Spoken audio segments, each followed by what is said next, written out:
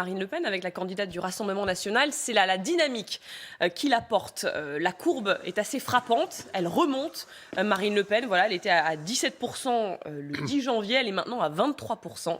Et elle se retrouve donc en deuxième position dans notre rolling, notre sondage quotidien. Hervé Gattegno, comment on explique cette poussée de Marine Le Pen dans les sondages à quelques jours maintenant du premier tour? Alors on peut penser qu'il y a dans ce chiffre une dynamique qui vient d'une forme de vote utile, un vote utile à l'extrême droite, peut-être une partie des électeurs traditionnels de la droite ou de l'électorat cible de la droite qui peut se dire que là il y a peut-être une possibilité d'alternance incarnée par Marine Le Pen. Globalement, c'est une prime qui est donnée à celle qui fait, sinon la meilleure campagne, parce que ce serait un jugement de valeur, la campagne la plus solide. Elle a subi beaucoup de coups. Elle partait de très loin en termes de présidentiabilité quand on se souvient du débat d'il y a 5 ans. Elle a construit une crédibilité nouvelle qui est finalement un peu surprenante, avec un projet qui ressemble quand même beaucoup à au projet traditionnel du Rassemblement national, avec quand même quelques modifications substantielles sur l'Europe et son atermoiement sur la réforme des retraites. Globalement, avec ce vieux fond de sauce de l'extrême droite française et quelques mesures rajoutées, quelques mesures atténuées, elle construit, une nouvelle forme de crédibilité. Elle se redonne une stature. Elle a montré beaucoup de résistance et beaucoup de résilience dans cette campagne. Toute cette addition fait une Marine Le Pen renouvelée qui donne le sentiment aux Français, en tout cas à bon nombre de sondés en ce moment, d'avoir progressé par rapport à il y a 5 ans. Ça fabrique une dynamique de premier tour. En attendant peut-être le deuxième, ça c'est une autre histoire.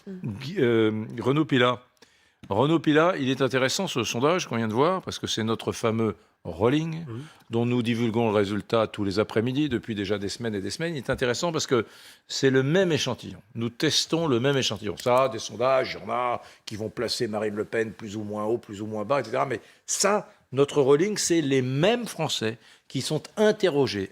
C'est assez singulier. Et là, on voit que justement, cet échantillon de Français, là, interrogé quotidiennement par notre institut de sondage, eh bien, fait monter Marine Le Pen. Et ça, c'est peut-être plus révélateur qu'un sondage sorti d'on ne sait où. Bien sûr, l'importance de l'outil rolling de l'IFOP, c'est la dynamique, c'est le film présidentiel qu'on a démarré il y a des mois. Et quand on voit la courbe effectivement du film, on voit cette dynamique depuis des mois, avec une trajectoire sur 5 ans qui est incroyable. On la disait finie en 2017, vous vous souvenez? Elle est morte politiquement. Après les régionales, 2018, on dit elle a trébuché, elle n'a pas eu de région, elle n'arrivera pas à faire une bonne campagne. Vlatipak à l'automne, c'est Reconquête, qui sur sa droite, on peut dire, ou son extrême droite, eh bien, lui fait une concurrence comme rarement il faut être tenace pour résister. Et c'est la résurrection. Je crois que la résurrection, c'est 3 raisons. Premièrement, on est passé de Le Pen à Marine. C'est plus le pénisme, c'est Marine. Je suis d'accord, le fond reste le même, mais sur l'enveloppe, Sœur Sourire, Madame Chat, comme ça. Donc un adoucissement de façade, c'est voilà, ce que vous dites. Deuxièmement, mais qui marche. Voilà, qui marche sur une partie, bien sûr, de l'électorat qui est très ciblée. Ça, c'est le deuxième point. Classe moyenne, France périphérique, la France des actifs, jusqu'à 55-60 ans. En gros, la cible de Marine Le Pen, c'est les Français jusqu'à la retraite. Passer la retraite, ça ne l'intéresse plus. Parce que elle, son thème, c'est la question sociale, le pouvoir d'achat. Le flair, il y a 1 an, elle se dit, c'est le pouvoir d'achat, plutôt que l'immigration, la sécurité. Troisièmement, un point très important, on la disait incompétente dans les sondages sur les questions sociales et économiques. Figurez-vous que, et c'est très rare, plus elle parle de pouvoir d'achat, et plus son taux de compétence sur la question du pouvoir d'achat a augmenté.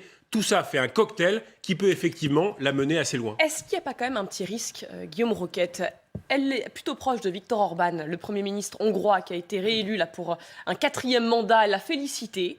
Elle l'a félicité publiquement, Viktor Orban. On sait qu'elle a tenu des propos aussi sur Vladimir Poutine. Jeudi dernier, chez nos confrères de France 2, elle le dit, une fois la guerre terminée, Vladimir Poutine pourrait bien entendu redevenir un allié. Elle essaie elle a rétropédalé là, ces derniers jours avec ce qui s'est passé, le massacre de Boutcha. Est-ce que ça peut coûter des points? Est-ce que ça peut être fatal à quelques jours du premier tour? Je ne pense pas, parce que si la proximité passée de Marine Le Pen avec Poutine avait dû lui coûter des points, on l'aurait déjà vu. Or, au contraire, cette dynamique de Marine Le Pen, qui dure maintenant depuis plusieurs semaines, elle n'a absolument pas été entravée par cette proximité qui a pu coûter à Éric Zemmour, par exemple. Alors, pourquoi cette différence? Eh bien, peut-être que Marine Le Pen est en train de réussir ce qu'Emmanuel, peut-être qu'elle est en train de réussir avec les classes populaires, ce qu'Emmanuel Macron a réussi en 2017 avec les classes moyennes. C'est-à-dire un discours consistant à rejeter la droite, la gauche, tout ça c'est fini, ce qui compte, c'est vous. Emmanuel Macron disait en 2017, ce qui compte c'est vous, ce qui compte c'est que vous puissiez vous émanciper. Marine Le Pen dit, ce qui compte c'est que vous puissiez être protégé.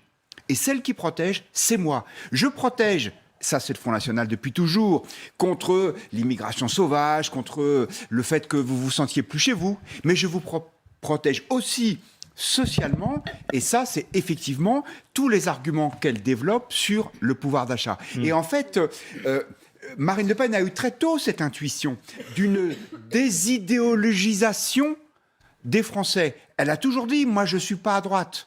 Elle a toujours dit, Éric Zemmour tient un discours qui est trop idéologique. Et en fait, avec un effet retard qui arrive souvent en politique, elle est sans doute en train d'en tirer les fruits. Alors,